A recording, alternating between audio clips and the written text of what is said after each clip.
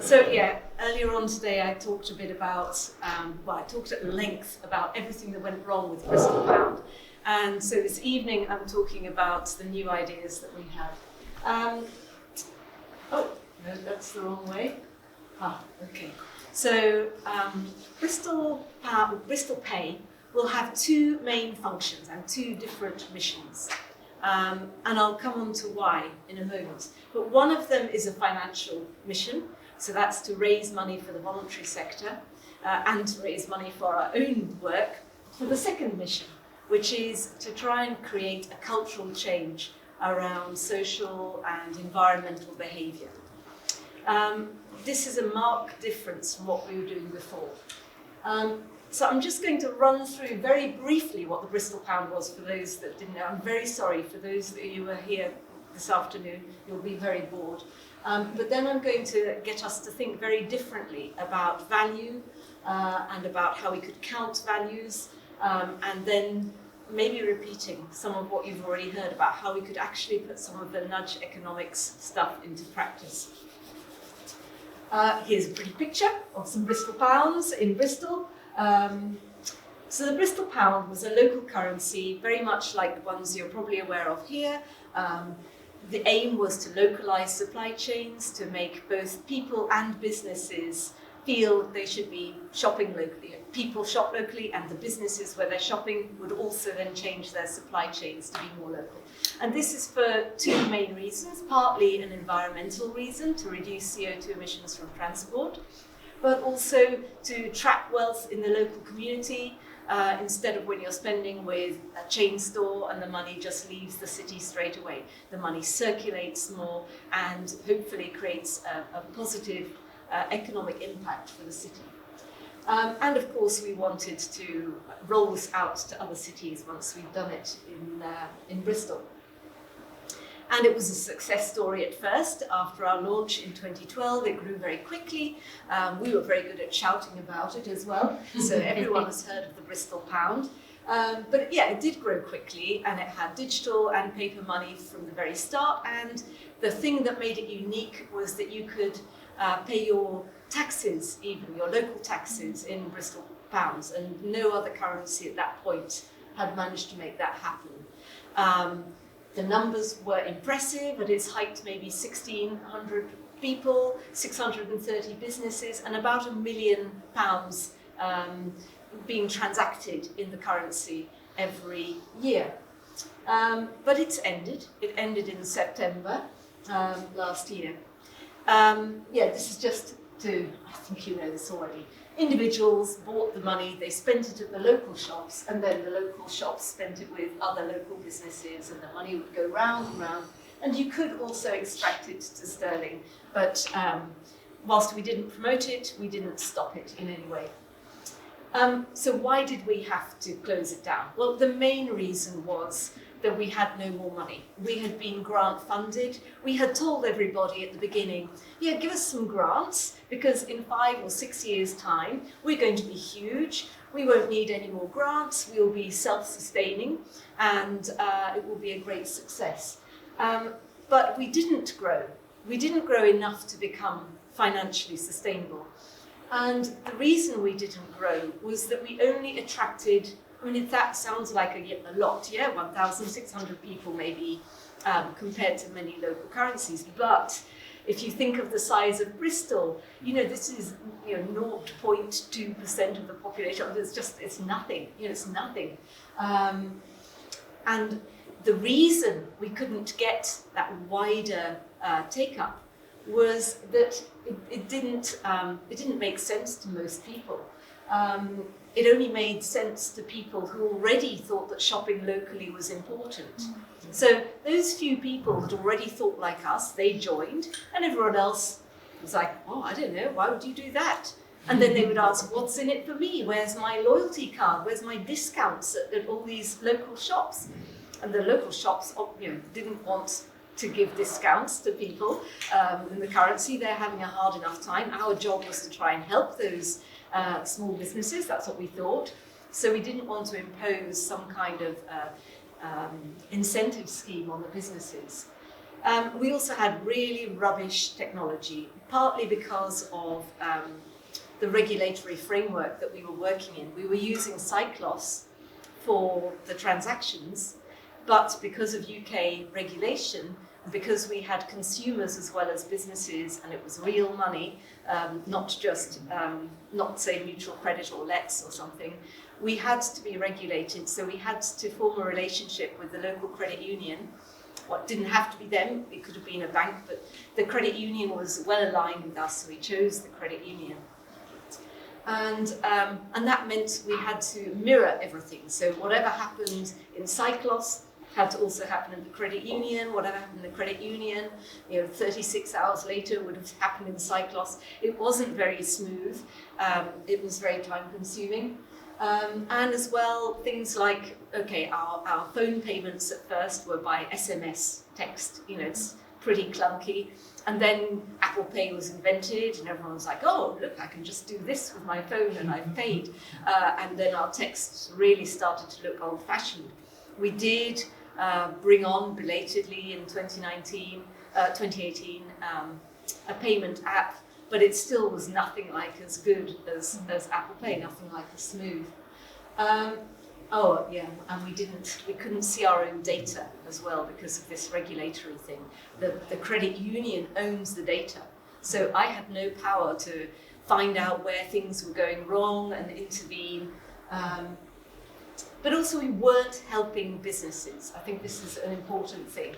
We thought we were helping businesses, but we were actually making lots of big asks. One thing we were asking businesses to do was to change their supply chains, to spend their Bristol Pounds with other suppliers. But businesses didn't want to change their supply chains. If it ain't broke, don't fix it. It's just a source of extra risk to the business to change your supply chains. And also we were making life more difficult. They had to train their staff on all these weird payment methods, and they had to control their cash flow in 2 different accounts. Everything was just that bit more difficult. So what are we going to do now? It's the end of Bristol Pay, as I say. It didn't get big enough, so it couldn't pay for itself, so we had to close it down.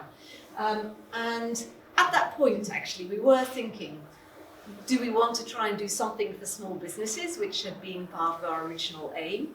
And we actually asked some small businesses through the University of Bristol, what do you want? And they wanted business support, they wanted help with marketing, they wanted networking. And we thought, well, we're not really experts in that stuff. We know about currency, and if we know about anything, then it's not really about helping small businesses. So we thought, no, we'll do something completely different. We will focus on our aims of making a greener, fairer economy, and we'll try and do it still with some kind of currency.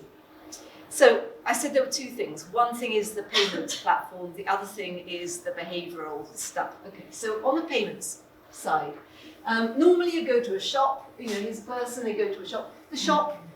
This person has a bank account in one bank. The shop has a bank account in a completely different account. And the reason that you can tap your phone or your card to the device and the shop gets the money is thanks to all of these third-party providers that create a bridge between the two. So we have the big card networks, Visa and MasterCard. We have things like Google Pay, Apple Pay. We have, on the merchant side, payment buttons like Stripe or gizmos from Zettle and Square. There are all of these providers, and it's because of them that there's a payment charge, obviously, put on the merchants. To give you an idea of the size of that, it's about £60 million a year in transaction charges that leaves Bristol, which is, it's a lot of money. And so we were thinking, wow, if we could create a payment platform, it's gone off the bottom, actually, but it's a closed-loop payment system that we're going to be developing using Electronic Money Institute regulations. And what it means is that both the shop and the person have the account on the same platform.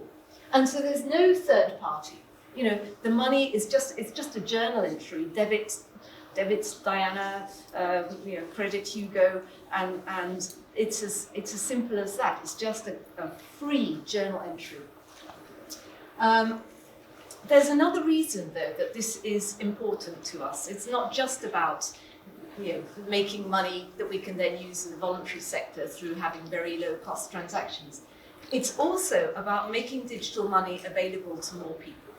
Now, in the UK, something like 3% of the adult population does not have a bank account. And the reason they can't get a bank account is usually because they don't have the right pieces of paper to prove to the bank that they are who they say they are. This is called Know Your Customer, and as well anti-money laundering regulation. And on the whole, poor people, people with a poor credit history, people who are recent immigrants, they can find it very difficult to have a passport or bills with their name or a driving license. And so the banks say, well, no, you haven't passed our threshold, you can't have a bank account. And then these people have a real problem, because in fact they have two problems, I would say. One is they face a poverty premium. So if you don't have digital money, you can't get the cheapest electricity bill. Because to get the cheapest tariff for electricity, you have to pay by direct debit. If you're paying with cash, going to a shop, they will charge you more. If you want to buy the cheapest school uniform for your children, the best way is to shop online and find the cheapest thing. Well, if I don't have digital money, I can't shop online. So life is more expensive for people who are trapped in a cash economy. But as well, they can find it very difficult to get a job. Most jobs in the UK, they pay to your bank account if it's a real job. Casual work and maybe some grey economy work, which is not official, okay, they'll pay you cash, but then you're quite likely to lose your job tomorrow, to not have your national insurance stamp paid, which means you won't get a pension when you're older, or you won't get benefits. So you are really being I can't think of the word. You're being damaged, basically. It's counting against you in the long term if you aren't being paid properly through and have a proper job. There is another option. You get someone else to take the money from your job for you, and maybe they'll pay your rent as well, which probably also has to be paid by bank transfer, and then they'll give you some money that's left at the end, and you have to trust them. And at the moment in the UK, there are a lot of people being welcomed into work gangs, basically, modern day slavery, because then these work gang bosses can say, that's okay, you go do that job, I'll take your salaries, I'll pay your rent, I'll buy your food, and I'll give you some pocket money. And people are suffering severe financial abuse because they don't have access to their own digital money.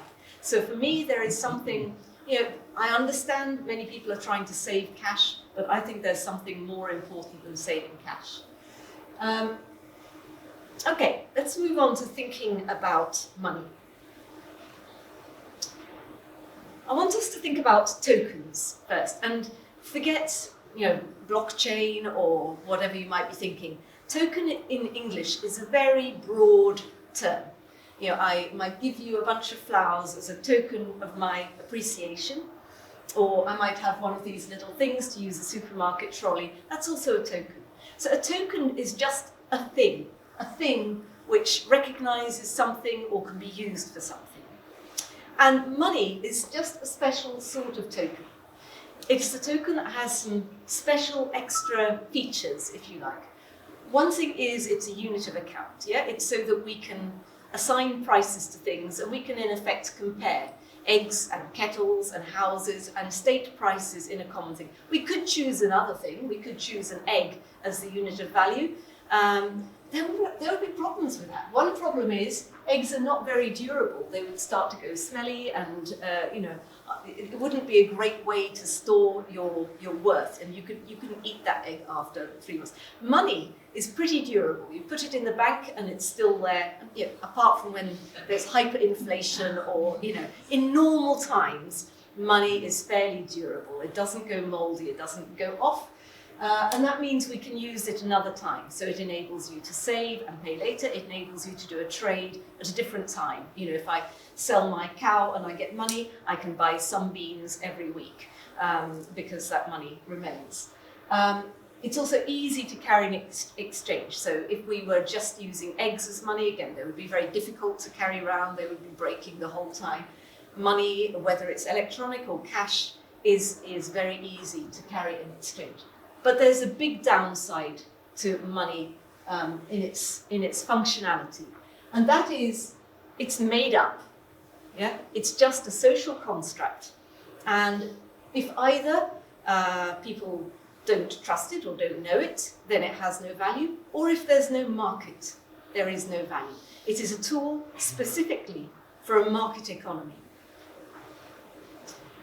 There are some problems with money. This is a quote. It's sometimes called a Native American saying, but I've looked into it. I don't think it is a Native American saying. It was said by Alanis Obotsuin at some big international meeting around 1970.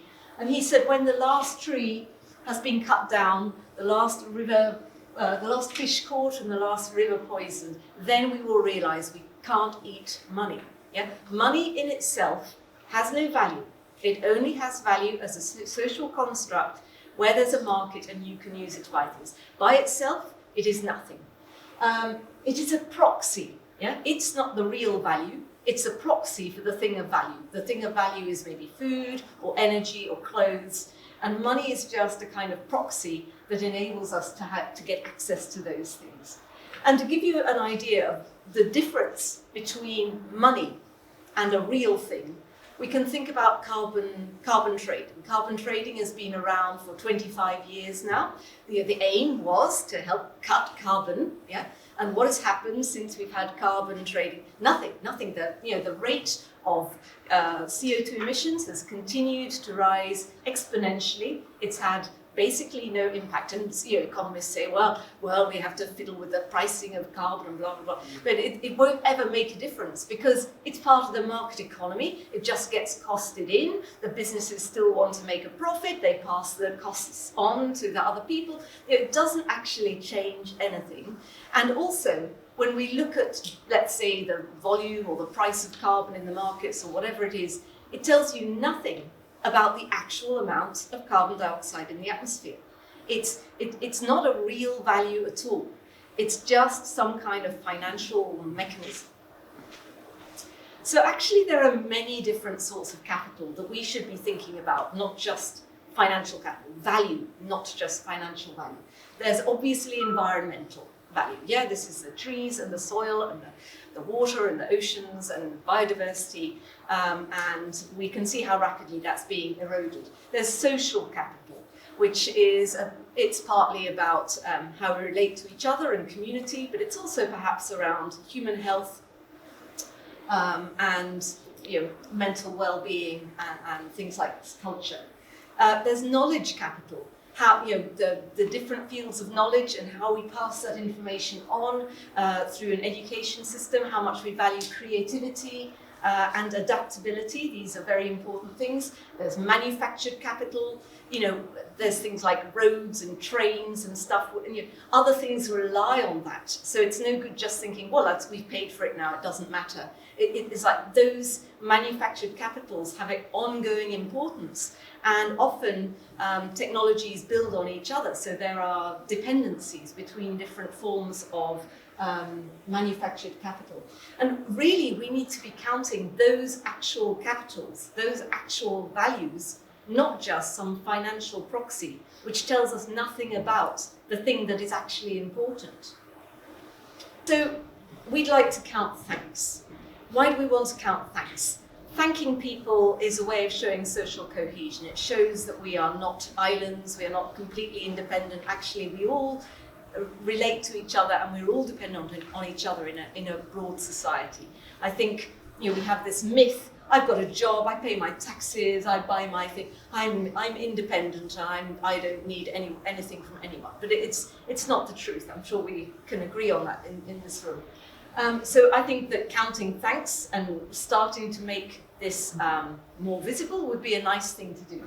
For this person here who needs help with lots of things, they have the pleasure of maybe giving a thanks token, and we can sort of see this as a target. If we have a universal basic income of tokens so that we're all topped up to maybe 10 tokens a day, and it's almost like a game, like can I see how many times I can thank people today, and start to recognize that, and we can see that people that would thank people a lot, well, maybe that you know, the fact that they passed on that many thanks tokens is a good thing in some kind of gamified system, if you like. They would have good reputation.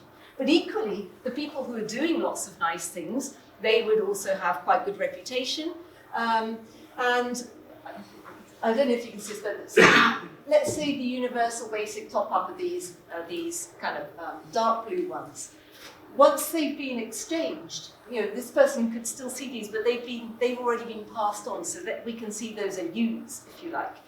Meanwhile, the used ones are also going to show up, you know, on these people's accounts. They can't pass them on again. There's just one thank you. Each one is a unique thank you, or a unique thing that we're thanking someone for. And these tokens can degrade over time. So if I'm being very helpful every week, gradually my number of the pink tokens that have already been transacted is going to go up and up. But if I don't carry on doing that, actually they'll be degrading, that I'll have fewer tokens, and then, you know, if I want to carry on having that, hey, you're doing lots of helpful stuff, I need to keep doing more of this. So we're trying to turn this into something which is, one, counting these thank yous, but also is building a social reputation around both the giving and the receiving of thanks, and encouraging people to do lots of this behaviour and making it fun, like a game. It's not only thanks. I've just written here. With each of these token ideas, we've tried to break it down into what is it for? You know, what's the purpose? Both in terms of the initial thing that we're counting, but also in terms of that, a kind of wider social context for that. How is it issued or created or generated? And can it be passed on to other people? Can it be traded in any way? Nearly all of these cannot really be traded. They might change hand once, or they might change hand more than once, but it's not like money. We're working with tokens not as earn and then spend, you know, get and then buy, you know, earn things and then amass physical products. These are just like points in a game, most of them. So volunteering might be a bit like thanks. What it's for is to show that people here care about their community and they donate their time. It's also about meeting low-level needs in the community so that we avoid so much drain on the public purse. And it's building social cohesion because it's helping to make relationships and probably reducing isolation. It'd be issued by, in this case, not by universal basic income, but by an organisation who is saying thank you to the volunteers. And again, they would probably degrade over time. So you're encouraged to carry on doing the volunteering if you want to have a kind of, you know, oh yes, look, I'm on the 100 level, or I'm silver, gold, platinum, whatever, you know, in terms of a kind of a level of holding which is associated with social reputation. But we've thought about lots of other tokens. I can't possibly go through them all this evening. So voting, this is to try and improve democracy, really, because certainly in the UK, many people no longer vote at local elections, people don't go along to AGMs, people don't really participate very much in the public sphere. And as a result, they have a feeling that they have no real impact, no power within the system. And often the point at which a decision comes, it's far too simplistic and far too late. We had, I don't know if you heard about this, but back in 2016 we decided to vote on whether or not to be part of the EU. And it was just presented as, you know, in or out. Yeah, oh, you've heard of this, yeah. And you know, it was just this binary thing. And you know, it was far too late, it was made much too simple, and mainly it was based on fear. You know, like, oh, well, you don't want all these people coming over here and taking our jobs, and it was just. Anyway, let's move on from that. So this is about how do we encourage organisations to engage with people at a much earlier level? How do we make that engagement much easier than voting and going to meetings? How do we really start to get people thinking and engaged and involved? Badges to recognise skills and achievements. It could be from cooking from raw ingredients in season, or growing vegetables in the garden, or delivering personal care. Active miles, kilometres. So to encourage active transport, it's good for health, it's good for air quality, it's good for reducing our environment, our footprint. And reuse. So I'm going to actually go through the reuse one now. So here's an idea for a reuse token. So we would have an NFT, a non-fungible all of these are non-fungible tokens, really. They're just very unique tokens. And so this would be a token associated with this person's screwdriver. He has an electric screwdriver, this person, and it's just gathering dust in the attic. And he thinks, I could give it away, actually, and that would be a cool thing to do. And so I'll give it a token ID, and then when it gets passed over to another person, the counter goes up. So it's now had one new user, and then this guy then thinks, hey, I could lend it to my friend, and so he lends it here. Oh, now it's got another use of this screwdriver, and then it's being used again. It's been passed back to the first person. It clicks up again. So each time it changes hands, the value of this token goes up. So whereas the thanks token degrades over time, these tokens might be increasing in value over time, and they're helping to show the scale and make fun the reuse economy and the gifting and sharing economy. Which in turn helps with a more circular economy in terms of reducing waste. So the last section, I think I've got about 5 minutes. This is where it picks up maybe on the previous presentation. What determines our behaviour? And the answer is it's not necessarily extrinsic rewards. An extrinsic reward is something that someone gives you that you can do something with. So we keep trying to do this. We keep, in the UK, we decided to charge people for plastic bags. And okay, initially it looked like it was working. And then a lot of the supermarkets decided to bring in heavier plastic bags and charge more than the minimum price. So they were charging 10 pence. Then they got rid of the 5 pence bags. So they're all 10 pence bags now. And then, anyway, people got a bit bored of all this, and they'd say, oh, well, it's okay, it's a bag for life, I'll have one. And actually now, there's more plastic, according to Greenpeace, being used in the checkout than before the plastic bag tax. So, they don't always work. They sometimes work short-term, but not long-term. So what does work, though, or what does determine our behaviour, rather, is that there's a model called the ISM model of behaviour, where I stands for individual, S is for social, and M is for material. And what that says is that, let's say I'm thinking about, I don't know, he's a lawyer and he drives a BMW, and we would like him to travel by bus because that would be much more environmentally friendly, right? And we could be, changing the car tax, which we do a lot, and it doesn't really stop people driving their BMWs, because if you can afford a BMW, a slight change in car tax makes no difference at all. And we could say, look, please do the right thing, and they'll be like, oh, I like my car, and they're having all the advertising on telly and everything, and social media, like, oh, look. And so here's the thing, so he is thinking, I'm worth this BMW, I like driving around with my nice leather seats and the heating and the surround sound. And also, I think I look cool. My neighbours see my BMW on the drive and they say, he's arrived, he's really good. And when I go and see my clients and they see my BMW, I know they trust my advice because I'm driving a BMW. Imagine if I went to see a client and I was 5 minutes late and I had to say I couldn't find anywhere to park my BMW. Instead, I was having to say, well, I was on the bus and the bus was late. I would have no credibility with these clients. So there's a whole individual and social frame of reference that determines whether or not someone will do something. That's long before they even look to see if there's a bus. Obviously, there has to be a bus, otherwise this doesn't work.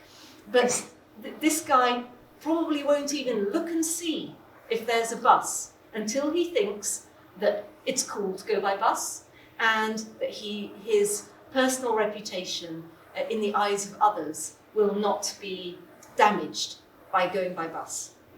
So these tokens are not about earning and spending, and they're not about purchasing power. They're not an extrinsic reward in any way, but they are about setting goals and trying to change behaviours. And you can think of them much more like your Fitbit. You've got your 10,000 steps, and on days when you get your 10,000 steps, you're like, I've done it, hooray. And you want to do it the next day because you feel good each time you've done it.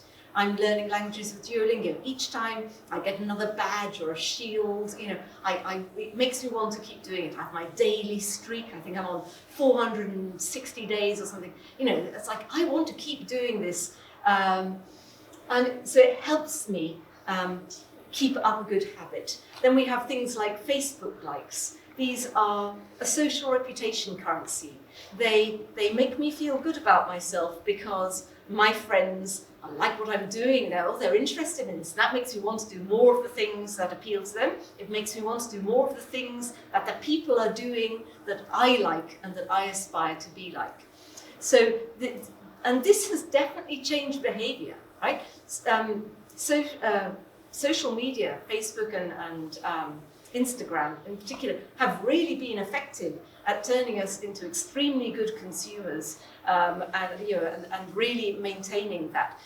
It's not that it doesn't work, it's just that it's been used for the wrong purpose. It's been used to increase consumption and sell things.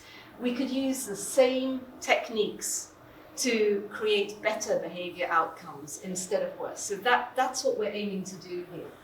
And so these are really about rewarding things that we would like people to do. Now, initially, I'm coming up with the ideas. In the long term, these ideas should not be mine or Bristol Pay or certainly not the council. These should be ideas that are coming from the community. What do we value here? What do we want? And of course, we can find that out thanks to the voting tokens. But I have to have something to get going with. So there are lots of ideas that we're thinking about as initial tokens. And which ones we do kind of depends which partners come with us initially. But for example, we could have a reuse token around coffee cups and water bottles, so that each time you're reusing a coffee cup or a water bottle, that the token associated with that water bottle or cup, clicks up one more use. We could be counting miles cycled, and we could back end that into something like Strava or a cycling app, so that that's creating the tokens automatically. We can be counting when people show up at events that we want to make popular in the neighbourhood, and for volunteering or for helping out a neighbour, and so on. So these are the kinds of things that we can be counting and making into games. And for businesses as well, we can be using these to encourage businesses to pay higher wages. We have a lot of in-work poverty, and that's because employers just don't pay enough money. And okay, there's a legal minimum wage, but it's far too low. So we need to be encouraging businesses to pay. There's something in England called the Real Living Wage Foundation, which has calculated what a better rate should be. So we could be, these are the things that we could be making visible. And although they're not probably the reason for businesses to do it is not quite so much about intrinsic reward. For the individuals, I've been saying it's very much about intrinsic rewards. For the businesses, it's much more about making them look better in the marketplace. So I might be able to filter on my Bristol Pay app and say, I just want to see the businesses that are paying the real living wage, or I only want to see the businesses that are already committed to only renewable energy. And that way I could shop in line with my values. So I think there are different use cases, different impacts, if you like, for the business tokens and the individual tokens. And why would people do this? Well, just because it's fun. So, I feel good about myself because I achieved my target. I got a badge for a new skill and I feel good about myself. I made a difference. I can see how many times I voted and I can see the results of all those votes. And for businesses, it's, I like customers to know what our values are, and I want to help them communicate in that. Tipping point. So most of us want to be seen as normal. Yeah, we don't want to stick out and be doing something a bit weird. But it takes quite a lot for things to be seen as normal. There's research that suggests, it depends on the research study you look at, somewhere around 18 to 25% seems to be a tipping point where enough people are doing something that, oh yeah, that's normal, oh yeah, oh, in that case I could do it. It becomes even perhaps aspirational, assuming it's something you agree with, that then you're like, oh, okay, I'm brave enough to do this. But you need data to discover or to communicate a tipping point. So one of the main reasons we want to do this and to have the tokens that are actually counting things, I have to say that it might be that on people's individual profiles, we're not seeing a load of numbers, this many of this token, this many of that token.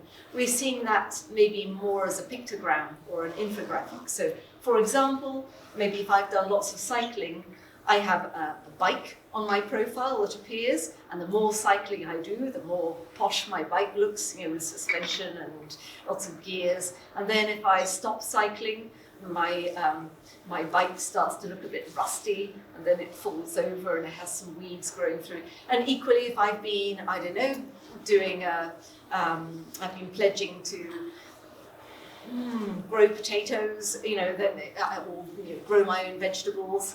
Then as I'm saying, yes, look, I'm growing my own vegetables, this is great, I have a little garden appear. So we can imagine ways in which we can turn that numeric data into fun graphics. But the numbers are important because they enable us to tell a different sort of story. They enable us to say, look, we've got this many people signed up to Bristol Pay, and this percentage of them are now regularly doing this thing, like having 3-minute showers to save water, or giving up Roundup in their gardens to kill all the weeds. So we can start to communicate the scale of activity that's happening, and that helps us communicate a tipping point, which then makes it, oh look, everyone's doing this. This is fine. This is normal. I can start doing this too. I have to say that UK used to have front gardens. Now we have this instead of front gardens.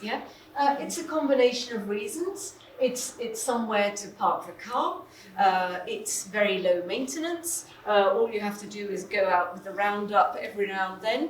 It's very bad for the environment. There's no biodiversity. The water just runs off. Nothing gets absorbed, and it helps add to flood, storm surges.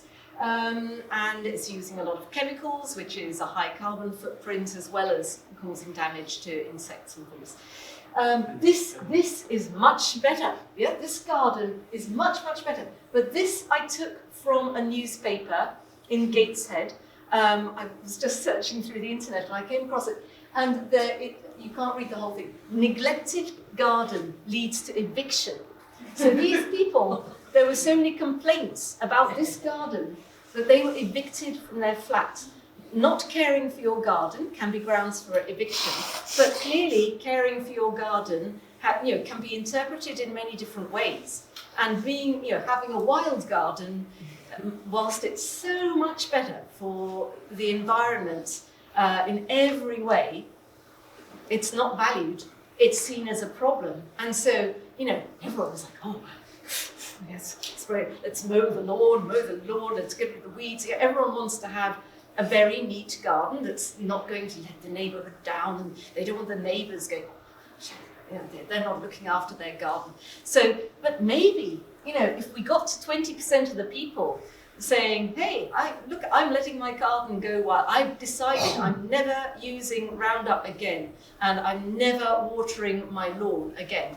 If we actually got, if that became cool, and then we could say, look, 20% of the people using Bristol Pay have decided they're not watering their lawn, they are not using Roundup, and they are letting their gardens go wild, or at least maybe 2 square meters of their garden go, 3 square meters.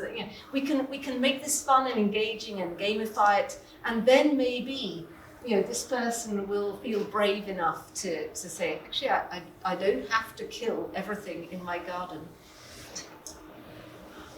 So, just in summary, Bristol Pay is partly about creating a financial tool, and it's a financial tool both to raise money for the voluntary sector by creating a very low-cost transaction platform where we can kind of skim off what would be surpluses and give it to the voluntary sector. But it's also a payment platform that has a much lower bar to entry than bank digital money, so that we can start to make digital money accessible to even the unbanked. So that's one part of it. But the more exciting bit for me is thinking about how can we use something very unlike money to address some of the social and environmental problems we face today.